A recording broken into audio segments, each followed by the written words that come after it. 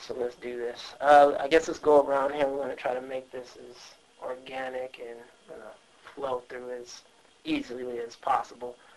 So let's go around here. Just, you guys want to say your names and what you guys do in your band? Sure. My name is Alejandro Ernesto Helbig, otherwise known as Alex, and I play the drums and sing lead vocals in Margate. All right. I'm Doug Mitchell. I play guitar and sing backups.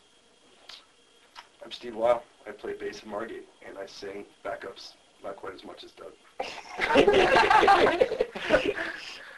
All right, so I guess my next question is, what does Margate mean, and then how did the name come about? Margate is a street that all of us used to live on. We all had a condo that we rented, and we lived there for about 7 years. And everybody in the band, I guess, except Doug, because Doug joined later, lived on Margate Street. You know, I guess not everybody did, but they all kind of... Yeah, we were...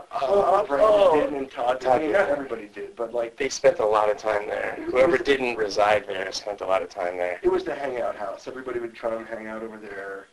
We'd have parties and aggregate our old neighbors, because almost all elderly people lived in the apartment complex. A little interesting fact is that John Wooden used to live in that condo complex. Oh, he owned a townhouse. Yeah. We'd see him getting the mail sometimes in the morning and be like, "Hey, Coach," and he'd be like, "Hey, guys." He'd be like, "Hi, boys. How you doing, boys?" So, but we lived on that street, and we aren't really all that creative in coming up with a band name. We watched The Big Lebowski a number of times and really couldn't figure out a good band name, so we're like, forget it. Let's just call it Margate, because we're tired of thinking about it. Yeah. That was the name of our street. Yeah. So we just went with that, and it stuck with it. Okay, so sounds like actually Doug wasn't one of your original members. Right. But I was kicked out of the house on Margate Street at a party. We were kicked out of that I had to place. kick Doug out. Not because I was misbehaving, just because the party was... Everyone was too loud. Actually, I was pretty loud. I was playing guitar. Doug likes to go into people's houses and randomly pick up guitars and start playing like he's like in Central Park or something. Hey, why should they have a guitar if they don't want people to play guitar in their house? Which would be fine. The problem was, here was the problem. This is like 7 years ago. We had a show together. We played a show together, and it was in like Reseda or something. It was like at The Den? David's Den.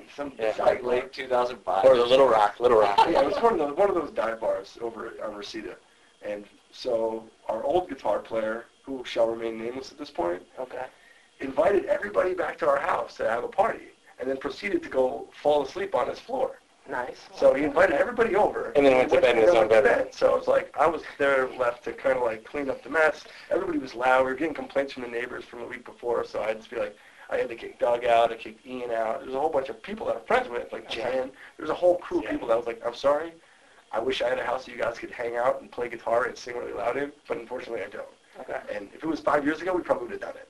But the problem was that at the time, it was like, you guys gotta go. So we kicked Doug out.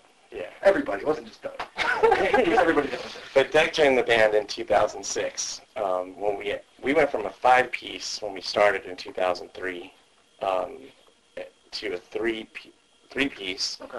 And then after we recorded our first record, we realized that we needed a fourth member, a second guitar player. So that's when Doug joined in with us. And then our lead guitarist quit to go pursue other ventures, and so Doug sat in, filled in with it, and we became a 3-piece again. So now we've been a 3-piece for 6 years. Okay. So I guess leading into that next question, how do you guys go about the songwriting process, the recording process? Who does what? Who comes up with the ideas? Blah blah blah. Well, the new record that we just put out has been a little bit different. It's always been collaborative, but normally Alex would have like a general idea of something he wanted to sing about, or a general sort of concept of a song, or basic melody, basic melody, chord structure. Yeah. So he would bring that, and then we'd all just sit there and together work and dissect it, and really just rip it apart and build it up, and try to make a big cohesive song that was out of my madness. Yeah, out of madness. Out of his general idea, This last album was a bit more collaborative because we didn't have a whole lot of time.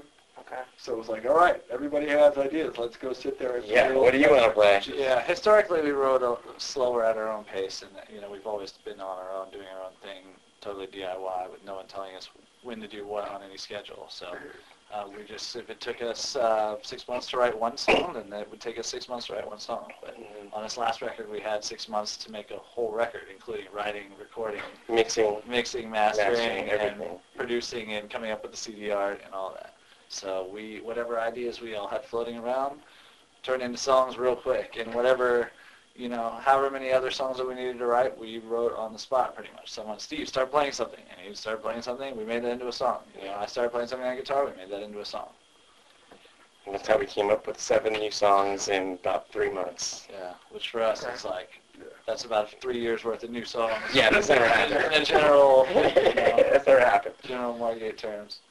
So you guys, will you guys ever go to, for example, you guys go to a show and then just off the top of your head do something improvisational, or is it more so, no, you guys like to have some kind of organized set every once in a while? Do you guys kind of go off the cuff sometimes? Depends on how much drinking's involved.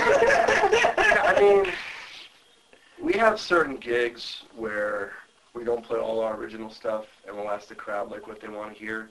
And they'll yell out some random, like, Guns N' Roses song. Okay. And if Doug can figure out the progression and Alex kind of knows the words, or if one of these guys knows how it goes, we'll play it, typically. Yeah. Whether we've ever played it before or not. Yeah. So we have gigs where we've done that, but, most of our normal shows, no, we're pretty well organized. Pretty organized. We practice a set, we write a set out, and we practice that set, depending on what show it is. Yeah. If it's for the show, okay.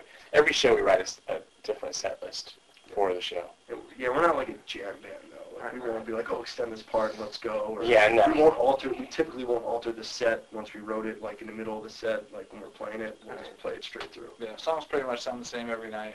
It's 3 to 4 minute rock songs, so we kind of stick to that. They got a lot of pieces to them, too. There's like intros, outros, there's bridges, there's different changes, there's key changes in some, so it's kind of like, nobody start messing around. We're not jazz musicians. We're not a jam band. It's like, I'm not going to fight. If one guy goes off on another thing, it's like, we can't really, it's, We're playing too fast.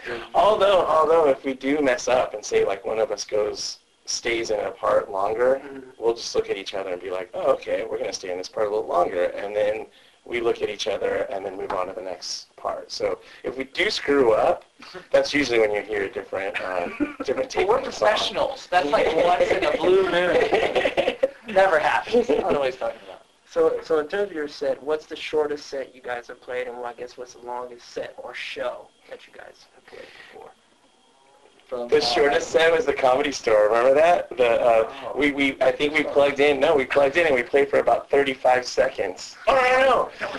That was even more. That's when we were playing on the desert show. Okay, this is an even better one. The Comedy Store was funny too because apparently this was for Comedy Central's something stage. It was on Comedy Central's stage over at the Hudson Theater on Santa Monica. On Santa Monica and Hudson, and we were playing. We were the band, the house band for a comedy show called Corn Star. Yeah. So it's kind of like Saturday Night Live type of thing where they would have music involved. Yeah, that was a band. We started out. We played over the introductions, and then they did all these skits, and we had a break in the middle where we played a couple songs, and then we played at the end when they were saying goodnight. But apparently the manager there didn't know that we were playing with electric instruments, and apparently they don't usually have electric instruments there.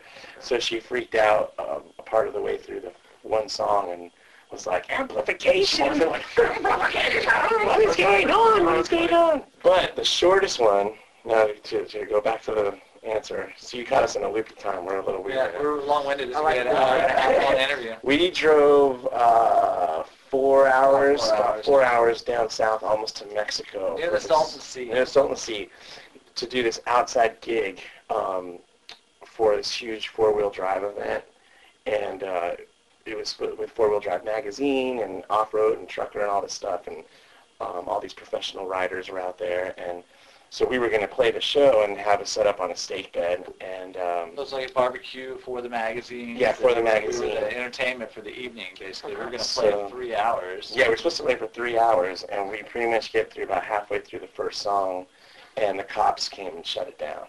Nice. The magazine didn't know they had to get a permit. for live music. I mean, it's out in the middle of We're out in the middle of nowhere.